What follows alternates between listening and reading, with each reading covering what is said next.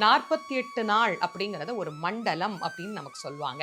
யார் ஒருத்தர் ஒரு மண்டல காலத்திற்கு வைராக்கியமா ஒரு விஷயத்த நான் செய்தே தீருவேன் அப்படின்னு உறுதியோடு செய்கிறார்களோ, அவர்களுக்கு உண்மையிலேயே அந்த காரியம் கைகூடக்கூடிய நேரம் வந்துவிட்டது அப்படின்னு அர்த்தம். நம்பிக்கையோட 48 நாள் எனக்கு தா, எனக்கு தா, எனக்கு தா அப்படின்னு கேட்டா, முருகன் தராமலா போயிருவர்?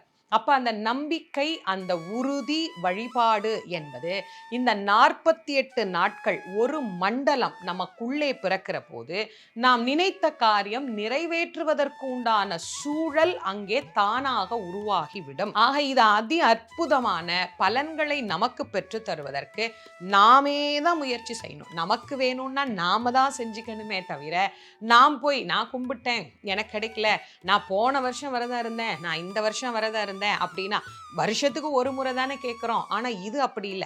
48 நாட்கள் தொடர்ந்து ஒரு குழந்தை ஒரு அப்பா கிட்ட தினம் எனக்கு சாக்லேட் வாங்கி கொடு, சாக்லேட் வாங்கி கொடு, சாக்லேட் வாங்கி கொடுன்னு கேட்டுக்கிட்டே இருந்தா, ஒரு 10 நாள் கழிச்சு அப்பாவுக்கு மனசு இறங்கிறாதா?